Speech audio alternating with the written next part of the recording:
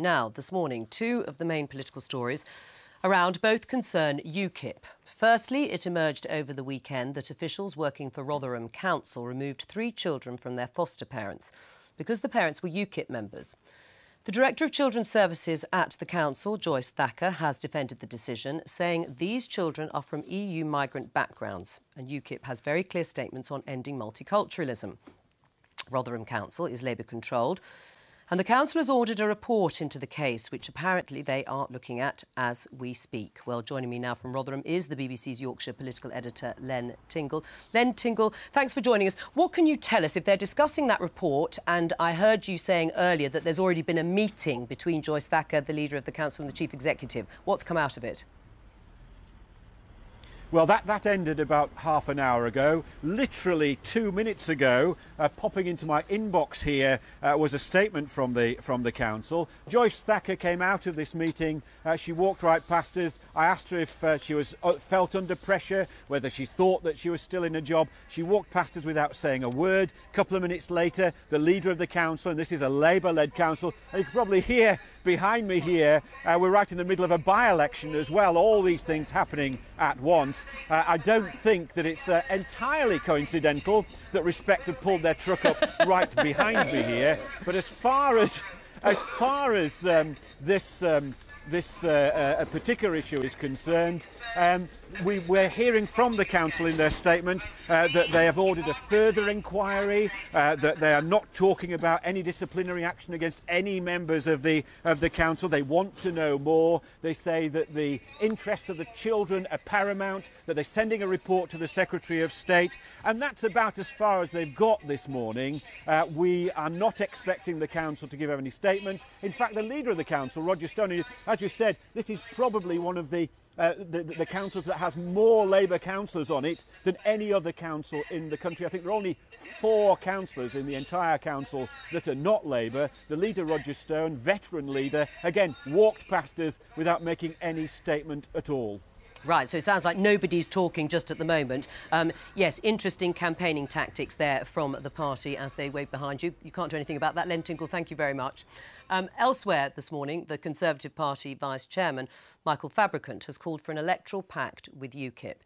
He thinks David Cameron should promise to hold an in-out referendum on UK membership of the EU if UKIP promises not to stand against Conservative candidates in 2015.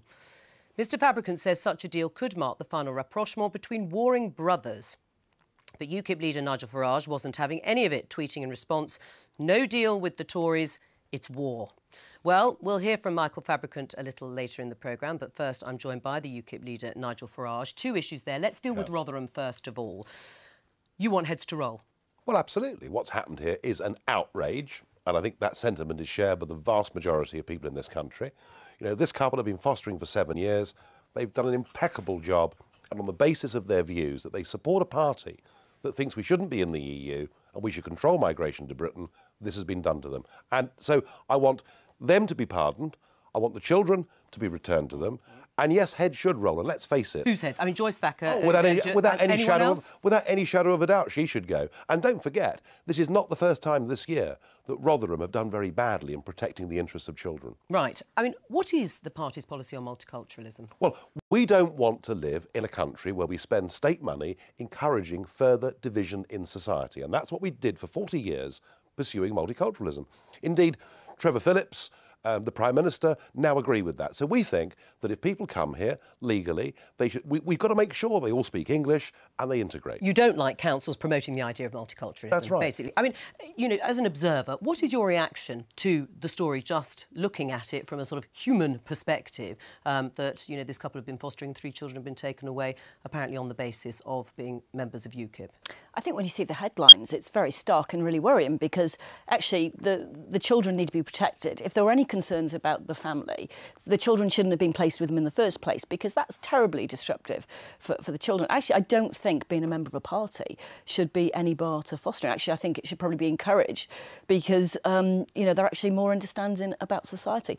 I mean, I'd like to see if there's any more behind it than just being a member of UKIP. Let's come back to the issue of multiculturalism, because Nigel Farage, Joyce Thacker, who defended her position, actually, at the weekend, has said that the children who were from EU migrant backgrounds had been removed to protect their cultural and ethnic needs from UKIP's strong views and apparent opposition to multiculturalism. Now, she says she's legally obliged to fulfil that requirement. Well, I mean, you know, we don't buy that. What don't you buy? Well, the idea, you know, she was backtracking here because initially what the couple were told is that the children were being removed because UKIP was viewed as a racist party. That is what that couple were told.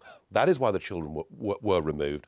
What Joyce Thacker now is doing is backtracking ever so slightly. But actually, the truth of it is, these 3 children were singing nursery rhymes in their native language, and they were doing the same in English too. Surely that showed they were in a very good environment indeed. Yes, but it's on the point, isn't it, that Joyce Thacker, backtracking or not, and rightly or wrongly, feels that she is only doing what she is supposed to do legally. I mean, you know, children's services, to some extent, you could say, are trapped here because judges insist that children from an ethnic minority background are placed in homes to promote ethnic, linguistic and cultural minorities, which UKIP doesn't believe in. Well, that was happening in the sense that the children weren't being told to forget their background, weren't being told to give up their language, far from it. You know, they were being, but they were also... But can you understand Joyce Thacker's view? I mean, the logical... you know, it may be wrong as far as you see it, but the logical train of thought there is that actually this family weren't the right family because they wouldn't be wanting to promote those things because you've said yourself that's not what UKIP believes in. We were trapped for 40 years in this multicultural idea. We've moved on. Virtually everybody has moved on and recognises that the way we were doing it was a mistake. Right. But, as you say, if you're asking her to go, what's she done wrong if she was only fulfilling what she's expected to do, Joyce Thacker? She has sent her officers in and removed 3 children from a loving environment on the basis they were members of a racist party. She's wrong. Right. Now, you've said that you want the children returned to the couple. You've heard there that the report, no disciplinary action is going to take place just at the moment. What are you going to do? Well, that's the problem, isn't it? You know, these people are now left in limbo. The children have been uprooted once again. Heads clearly aren't going to roll, and I'm concerned that the inquiry is just a means of kicking the can down the road. So if we're not going to get redress from Rotherham Council, we will have to consider other measures. Other measures being? We'll have to look at the legal route. Right.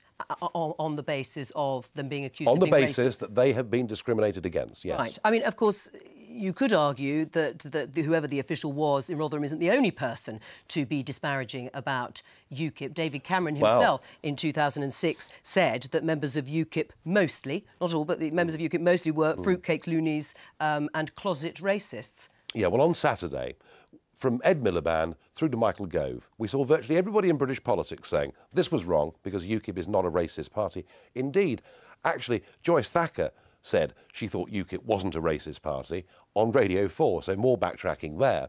But the only person on Saturday that chose to abuse UKIP and to imply that somehow it was a racist party was David Cameron again, and we are appalled by the way he's behaved over this. And what are you going to say? I mean, you're saying you're appalled here, but what are you going to do about that? Well, I think that links into the next story a bit, doesn't it, really? That Michael Fabricant has got this idea that somehow they're going to buy us off by offering me a job, and then UKIP's going to pack its tents and go home. Well, the trouble, Mr Fabricant, is it's very, very difficult, firstly, for us to believe anything David Cameron says. All right. Because, after all, he did promise, he gave us a cast-iron guarantee, if you remember, that we'd have a referendum, and it hasn't happened. Since you've cued it so beautifully for me, Nigel Farage, we can swap seats if you like. Well,